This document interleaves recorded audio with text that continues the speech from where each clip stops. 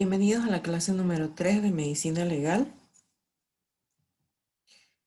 Los objetivos de esta clase son comprender los mecanismos de producción de las lesiones en los hechos de tránsito terrestre, conocer las diferencias en los hallazgos morfológicos y funcionales dependiendo del tipo de hecho, ya sea terrestre, aéreo o marítimo, la normativa legal relacionada, la interpretación de los resultados y el informe pericial en el contexto de la investigación judicial. Y entonces aquí tenemos los temas a tratar esta semana, las lesiones en los hechos de tránsito en sus tres variantes: terrestre, ya sea automovilístico o de motocicleta, aéreos y marítimos. Iniciamos con los hechos de tránsito terrestre. Estos incluyen colisión y atropello.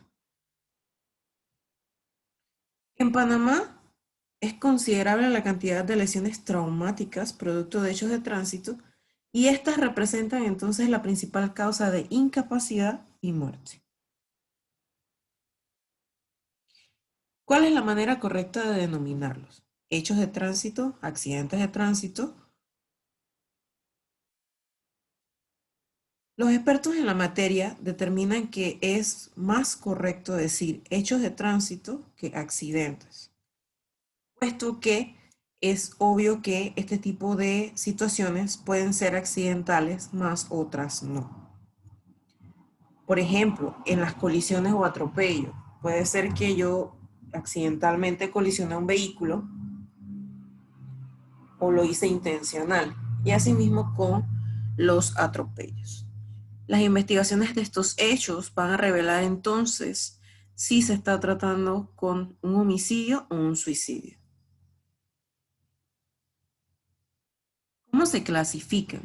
Cualquier medio de transporte terrestre puede presentar un hecho de tránsito, una situación traumática que puede resultar en lesiones desde leves, moderadas hasta la muerte. Entonces, además de las colisiones entre vehículos y los atropellos, hay otros tipos de hechos de tránsito que también se deben investigar, sobre todo los volcamientos y las caídas de vehículos en marcha. En cuanto al estudio forense, el aspecto pericial se basa en dos vertientes: en las personas vivas y en los cadáveres. En las personas vivas vamos a evaluar el tipo y la gravedad de las lesiones, las complicaciones y las posibles secuelas, mientras que en los cadáveres vamos a ver más que nada la determinación de la causa de la muerte y la investigación de posibles factores que contribuyeron a que se diera el hecho de tránsito. Por ejemplo, enfermedades, una persona que le da un paro cardíaco mientras va manejando puede resultar en una colisión contra objeto fijo. Y también el uso de tóxicos, es decir, el alcohol o las drogas. Recordemos que esto altera gravemente los sentidos y esto puede propiciar entonces la ocurrencia de hechos de tránsito. Como primer punto tenemos la colisión. Como vemos en esta imagen, es un vehículo automotor o de motor que colisiona con un objeto fijo, en este caso, este árbol. No solamente he colisionado el árbol, sino que también me salí de la vía, ¿verdad? Quedé en el islote y si el árbol no hubiera estado en el islote, quizás el vehículo hubiera logrado atravesarlo y provocar un incidente mayor con otros vehículos. El impacto de un vehículo contra un objeto fijo o contra otro vehículo, ¿ok? El daño que se causa al cuerpo va a depender más que nada de la cinemática del trauma, que incluye la aceleración y la desaceleración, ¿ok? Si es por aceleración son unas lesiones, si es por desaceleración son otras lesiones. El cambio de energía o de velocidad es cuantificable y esto permite determinar la cantidad de fuerza que el cuerpo humano tolera antes de presentar una lesión, ya sea por más mínima que exista. Esta cantidad de energía va a depender de la dirección en la que se aplica la fuerza del impacto, Esto ya va con aceleración y desaceleración, si es frontal o si es posterior o lateral, y del área de superficie del cuerpo que recibe el golpe. La mayor parte de las colisiones ocurren por impacto frontal, ¿ok? Ya sea con un objeto fijo o con otro vehículo. La fuerza principal en la que las lesiones se presentan en los ocupantes del vehículo van a ser por desaceleración, mientras que en los impactos posteriores la fuerza que predomina es la aceleración. ¿Esto porque cuando yo impacto de frente contra otro vehículo, ocurre el frenado brusco? Es decir, quito aceleración, quito velocidad o quito la fuerza que me da velocidad. Mientras que los impactos posteriores lo que van a hacer es empujarme, darme mucha más fuerza de movimiento. ¿Ok? Y esto se conoce como aceleración. Los distintos mecanismos por los cuales se puede producir una colisión ya los hemos estado tratando: los choques frontales, los choques posteriores y los choques laterales. Entonces vemos que el posterior tiene una característica, y es que el vehículo que es impactado recibe una fuerza de aceleración y es empujado hacia adelante, mientras que el vehículo que impacta, la fuerza que ejerce es la desaceleración e impulsa al vehículo hacia atrás. También hay que tomar en cuenta el ángulo en el que se dan las colisiones o la parte en la que se da la colisión. Esto también nos va a dar lesiones distintas y nos va a ayudar durante la investigación. ¿Cuáles son las lesiones que vamos a encontrar en el conductor? Independientemente de que las lesiones sean en general encontradas tanto en el conductor como en los pasajeros, hay ciertas características o ciertas lesiones características que nos van a ayudar a diferenciar quién iba manejando, quién era el copiloto y quiénes eran los pasajeros posteriores. El conductor va a presentar múltiples lesiones tipo excoriación, equimosis y heridas en el rostro. Puede presentar fracturas de cráneo, hemorragias intracraneales, puede haber síndrome de latigazo en todas sus variantes dependiendo de la cantidad de fuerza ejercida. Las escoriaciones, heridas contundentes y fracturas expuestas y no expuestas en las extremidades, esto producto de la colisión del cuerpo por el efecto de la desaceleración contra el timón del vehículo y el tablero del mismo. Puede haber fracturas del fémur o de los huesos de la cadera, además de luxaciones posteriores, desgarros de órganos internos, fracturas de costillas y de esternón. Existe algo conocido como tórax inestable, que es una fractura completa de la caja torácica anterior. Pueden haber contusiones en los pulmones y el corazón e incluso perforación de los mismos, contusiones en vísceras abdominales y la ruptura de la arteria aorta cuando la desaceleración es mucho mayor de lo que tolera la arteria aorta abdominal o torácica.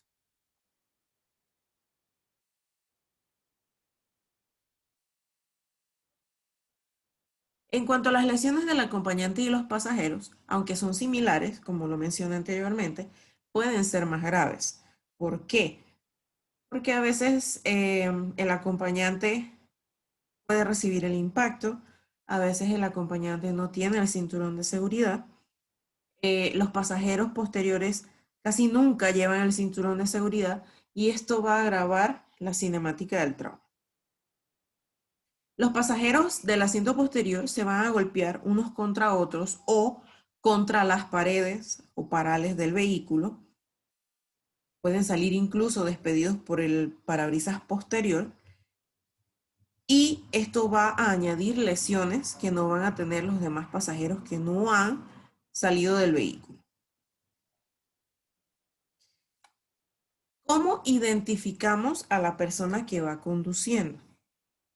Hay muchas películas, hay muchas series en las que el conductor, por tratar de proteger a un familiar o a cualquier ser querido, cambian de posición luego de darse el hecho de tránsito. Entonces, ¿cómo el investigador o el perito se da cuenta realmente quién iba conduciendo y quién iba de copiloto o de pasajero? Pues más que nada, una banda equimótica diagonal que iría desde el hombro izquierdo hasta el lado derecho del abdomen o la cadera derecha, que sigue más que nada la línea en la que cruza el cinturón de seguridad en la parte anterior del cuerpo. ¿Ok? Identificar al conductor entonces nos va a ayudar a deslindar responsabilidades tanto civiles como penales. Además que hay otras cositas que de repente esta equimosis o esta banda equimótica no va a salir de una vez. Entonces también tenemos que buscar otras cosas que en el momento del hecho nos ayuden a determinar quién iba conduciendo. Más que nada, las lesiones que presenta el conductor son de predominio izquierdo. ¿Ok? Y también existe una impresión de la suela del zapato en el freno. Accidentes de motocicleta.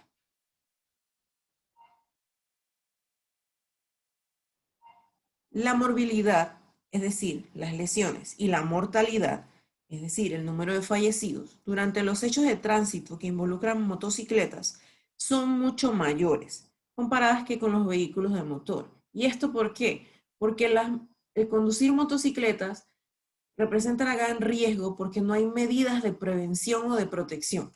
Lo más que se puede utilizar es el casco y no hay más nada que te proteja. Mientras que en un vehículo tú tienes las bolsas de aire, tienes las sillas acolchonadas, tienes los parabrisas, tienes el cinturón de seguridad. Entonces, hay otros factores que también se agregan y son entre ellos la inestabilidad del vehículo, es decir, de la moto, la velocidad, el manejar desordenadamente y obviamente otro tipo de medidas de protección. Las lesiones más graves van a ocurrir en la cabeza por la caída violenta con una gran velocidad. Esto va a producir que impacte en distintas partes del cuerpo contra el concreto, aunque es común que lo primero que caiga al pavimento sea la cabeza. Va a producir fracturas a nivel del cráneo, de la base del cráneo, principalmente esta que vemos aquí. Aquí se ve como una fisura y de este lado también. Se conoce como fractura en anillo y se da alrededor del agujero occipital y por este pasa el bulbo o el puente encefálico donde están los puntos, los centros controladores o reguladores cardiorrespiratorios. Si llega a moverse o a desplazarse esta fractura o llega a darse un edema en la zona, la persona puede fallecer. A nivel del cerebro, vamos a encontrar distintas contusiones severas, laceraciones, que van a ser correspondientes con el mecanismo del golpe y contragolpe. En el cuello, son comunes luxaciones y fracturas de vértebras cervicales, además del síndrome del latigazo. En tronco, las fracturas de costillas y lesiones viscerales. Y en extremidades, escoriaciones por arrastre, equimosis y fracturas abiertas o cerradas. La más común sería la fractura en libro abierto. Esta es una cadera. La cadera debería estar sellada o unida en este lugar por la sínfisis púbica. Y la fractura en libro abierto, pues simplemente, como lo dice el concepto, se abre. Y es muy riesgoso, porque si, por ejemplo, que ya se dio, el paramédico quiere examinar los miembros inferiores para buscar fracturas, que no debería ser, hay otras formas de hacerlo. Corta el pantalón sin saber que la persona tiene una fractura en la cadera y a la hora de liberar la tensión que ejerce el pantalón sobre la cadera, la fractura se expande y empieza el sangrado. Los huesos que más sangran en el cuerpo humano son los de la cadera y los huesos largos como el fémur y el húmero. Entonces, esto hay que tener especial cuidado, sobre todo en las personas del área de la salud prehospitalaria. Tenemos el atropello.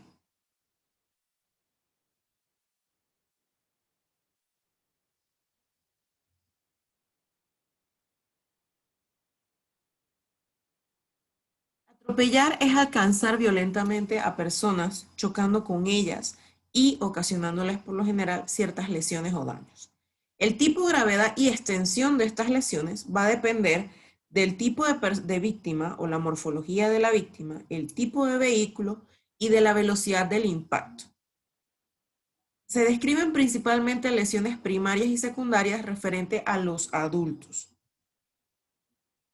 Tenemos lesiones primarias, aquellas causadas específicamente durante el contacto inicial del vehículo contra el cuerpo y que generalmente están ubicadas en las extremidades inferiores.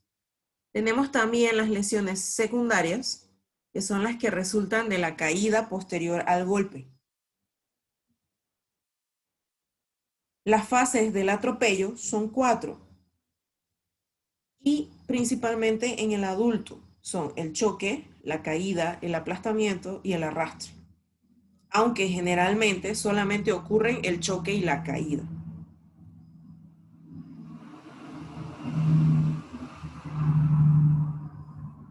En este ejemplo vemos un atropello paso a paso de un vehículo tipo sedán que viaja a 48 kilómetros por hora. A 17 metros del vehículo, un peatón cruza la calle. Cuando el conductor lo ve y pisa el pedal del freno, transcurre un segundo, pero no logra evitar el atropello. El choque va a impactar el peatón a una velocidad de 35.8 kilómetros por hora, aproximadamente unos 13 kilómetros menos, ¿verdad? Entonces aquí tenemos la fase 1 a una velocidad de 36 kilómetros por hora. El coche, va a golpear la extremidad inferior a nivel de la pierna. El peatón va a golpear su cadera contra el capó del vehículo, va a impactar su torso o su extremidad superior contra el capó y la parte inferior del parabrisas. Luego la cabeza va a golpear contra el parabrisas. Va a venir el efecto de rebote, donde otra vez golpea contra el capó del vehículo y es desplazado a cierta distancia en el pavimento, cayendo ya sea de cabeza, de torso, o la cadera o las piernas primero. Se va a deslizar o va a girar sobre la calzada o sobre la carretera y va a quedar tendido aproximadamente a unos 3 metros de distancia de donde quedó el vehículo luego del impacto. Entonces, imagínense si todas estas lesiones se producen a 36 kilómetros por hora, ¿cuántas lesiones o cuántos golpes, rebotes, contrarrebotes y deslizamientos van a ocurrir a mayor velocidad? ¿Cuál es la diferencia con los niños? Si vimos en el ejemplo, la lesión inicial va a ser en la pierna, mientras que en los niños, dependiendo del tipo de vehículo y el tamaño del niño, puede ser a nivel de la cadera o del tórax y la cabeza. ¿Ok?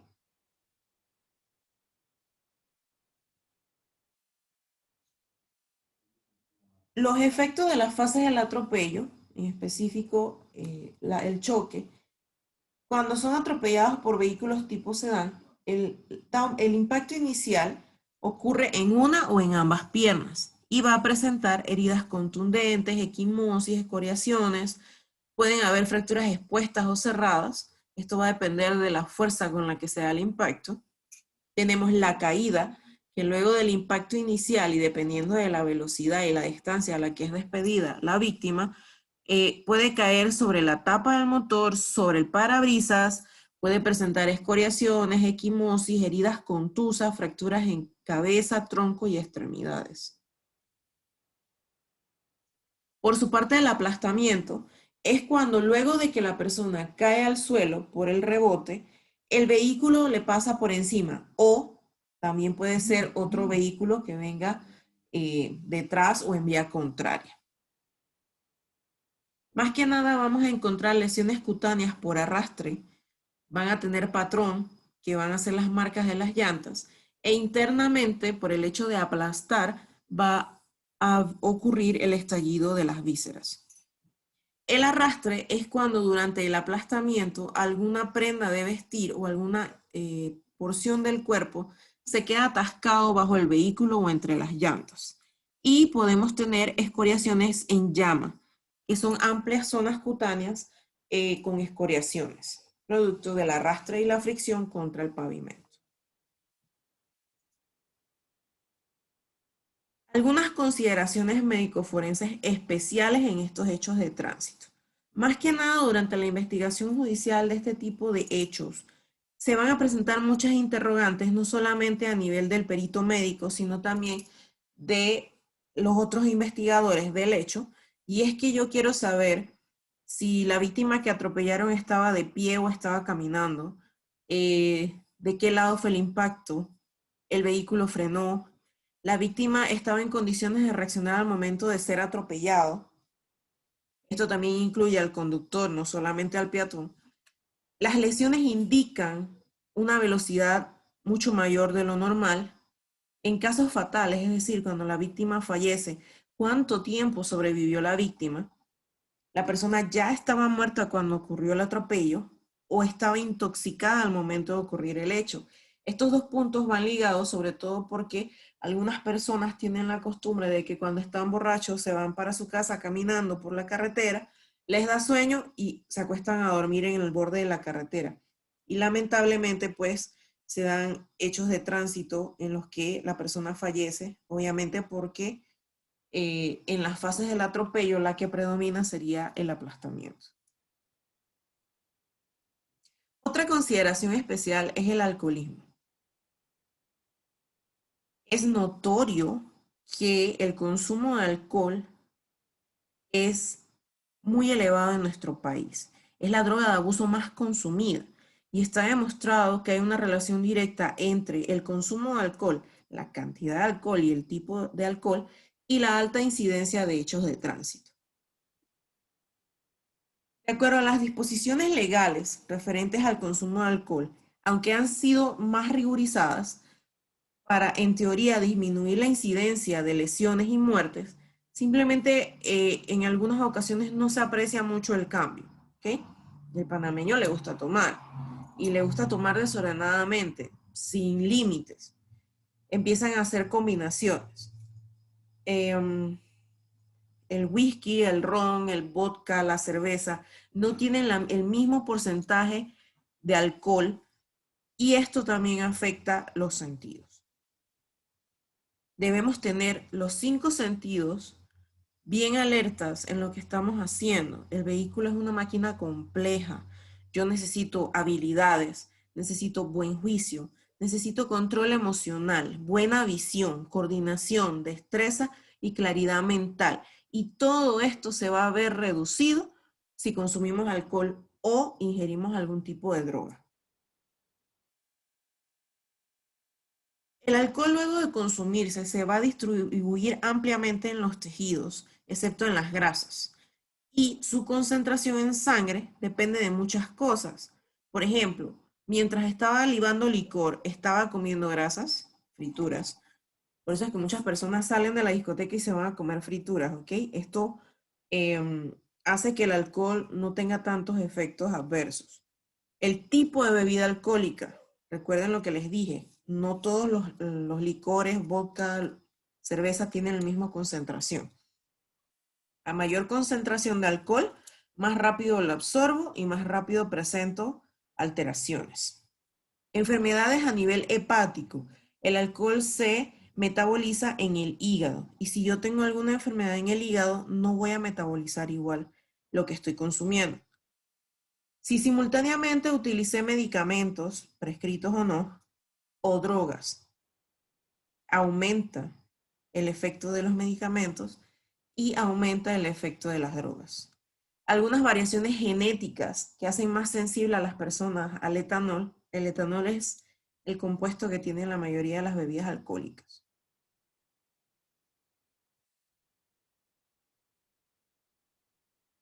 Recordemos que los efectos de la ingesta del alcohol son acumulativos, es decir, entre más tiempo, más años yo llevo libando licor, más efectos me va a producir cuando lo ingiero. Entonces, en una persona saludable, el 90% del alcohol va al hígado, se metaboliza aproximadamente a 15 miligramos de alcohol por cada 100 cc de sangre por hora. La alcoholemia, que puede ser en sangre o en aliento, Obviamente, para el ámbito de investigación legal o de administración de justicia, se prefiere una prueba de alcoholemia en sangre. Y la interpretación es compleja y depende de muchas cosas como las que hablamos ahorita, incluyendo la edad, enfermedades, consumo de medicamentos, etcétera, etcétera. Este es un ejemplo de los efectos de acuerdo a la concentración de alcohol en sangre. Menos de 30 miligramos en 100 cc de sangre, simplemente voy a tener un deterioro en mis habilidades complejas, o sea, cosas grandes. El hecho de caminar, hablar, bailar, etc. De 30 a 50 miligramos por 100 cc de sangre, voy a tener un deterioro de la capacidad de conducir. De 50 a 100 miligramos por 100 cc de sangre, signos objetivos de embriaguez. Locuacidad, es decir, que me libero y hablo desenfrenadamente, me desinhibo.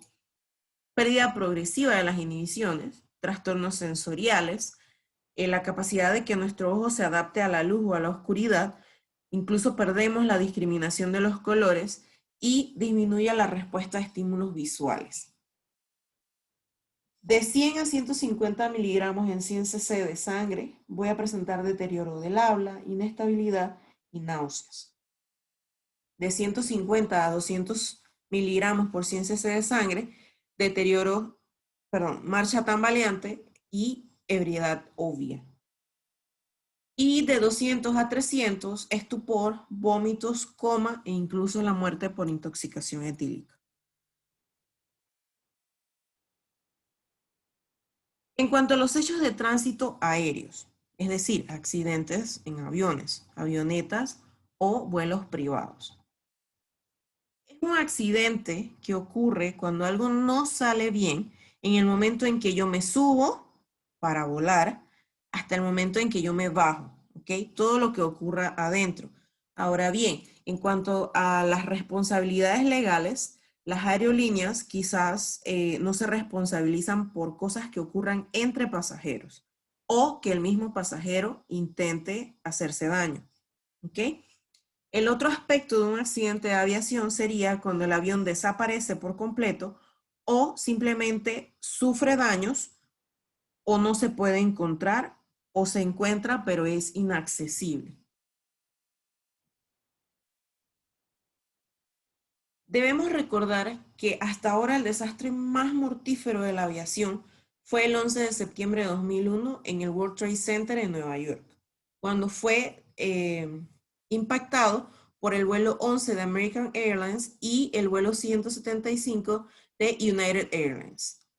Este accidente en las Torres Gemelas cobró la vida de aproximadamente 2.800 personas, no solamente los pasajeros del avión y la tripulación, sino también el personal que estaba laborando en el World Trade Center. Además, que posteriormente, cuando las torres se derrumbaron, también cobraron la vida de mucho del personal de emergencias que trataba de ayudar a las personas durante este momento. Entonces, quizás los accidentes aéreos son mucho más devastadores que un accidente de tránsito en un carro o en una moto, ¿ok? Y esto en medicina legal y forense se conoce como investigación en desastres en masa. ¿Por qué? Porque son muchas personas y lo que la medicina legal y forense va a tratar de hacer es identificar mediante la antropología y la odontología forense quién era esta persona y entregar el cadáver a sus familiares. ¿Okay? ¿Quién investiga los accidentes aéreos? En Panamá, la Autoridad Aeronáutica Civil con la Oficina de Investigación de Accidentes Aéreos va a investigar tanto los accidentes graves como los incidentes en aeronaves privadas, comerciales, en todo el territorio nacional para prevenir futuros accidentes. Es decir, no solamente investiga, sino que analiza y emite un informe tratando de buscar la prevención. Es decir, que esta oficina no va a determinar culpa o responsabilidad, sino más que nada ayudar a las aerolíneas a prevenir que esto vuelva a suceder. Causas más comunes de accidentes aéreos. Errores del piloto. Error del piloto que se asocia a cambios climáticos. Errores del piloto que se asocian a razones mecánicas. Error humano. El tiempo, es decir, el clima. Las fallas mecánicas en el avión. Choques con aves, por ejemplo, que el ave choque contra uno de los motores, y sabotaje. Por su parte, los hechos de tránsito marítimos es un evento o una secuencia de eventos que se da en cualquiera de las situaciones X que incluyan un buque o un barco, una lancha, etcétera, etcétera. Son hechos que pueden producir la muerte o la lesión grave de una persona, donde puede perderse a alguien del barco, donde se da la presunta pérdida o abandono de una embarcación, cuando se daña el material de la embarcación, cuando la embarcación queda varada o inhabilitada, implicándose una colisión o una posible colisión, daños materiales a infraestructura externa de la embarcación que puede poner en peligro la vida de las personas dentro del buque o la seguridad en el buque. Y también el daño severo al medio ambiente o el potencial daño al medio ambiente provocado por un buque o buques. ¿Quién investiga estos hechos? Según la resolución 6 del 2007, la Dirección General de Marina Mercante de la Autoridad Marítima de Panamá tiene un departamento de investigación de accidentes marítimos, y este será el encargado de todos los accidentes sufridos por buques con bandera panameña y cualquier buque con bandera internacional en aguas territoriales. En esta imagen lo que estamos viendo es la cantidad de accidentes marítimos reportados desde el 2010 hasta el 2016 versus la cantidad de accidentes investigados. ¿Ok? Perdón, hasta el 2017. Entonces tenemos, por ejemplo, el más alto. En el 2016 hubo aproximadamente unos 350, 375 accidentes marítimos reportados, pero de los mismos, unos 30, 35 accidentes fueron investigados. ¿Ok? Entonces esto va a depender más que nada de que si usted reporta el accidente o no, o si la autoridad marítima se dedica exclusivamente a investigar el hecho que está sucediendo o que ha sucedido. Conceptos específicos relacionados a los accidentes marítimos, tenemos el atropello náutico, que es cuando un individuo sumergido o semisumergido es encontrado o impactado por una embarcación en movimiento. Es lo mismo que un vehículo que atropella a alguien que va caminando, solamente que estamos dentro del agua. También tiene fases: la fase de contacto-choque, la fase de deslizamiento y la fase de alcance y arrollamiento por las hélices. Entonces, de acuerdo a estas fases, también vamos a tener lesiones características. Por ejemplo, en las lesiones de impacto van a haber contusiones, heridas incisas o incisocontusas, que son superficiales, fracturas profundas, abiertas, estrelladas, hundidas y fragmentadas. En cuanto al deslizamiento, que es lo más típico cuando se da el impacto o el atropello, más que nada en las zonas del cuerpo que están fuera del agua, es decir, las partes que impacta directamente la embarcación. Placas erosivas, erosiones lineales, heridas incisas y quemaduras por fricción. En cuanto a las hélices, las heridas pueden ser incisas, múltiples, con cortes subcutáneos oblicuos. Encontraremos también fracturas abiertas, minutas en los huesos largos y cualquier tipo de lesión secundaria a sumersión.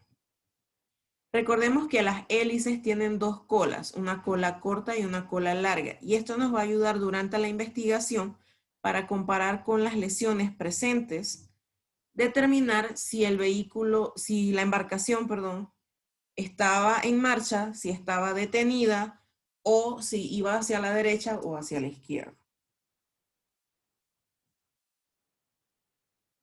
Bien, esto ha sido todo por el día de hoy. Cualquier consulta, estamos a la orden.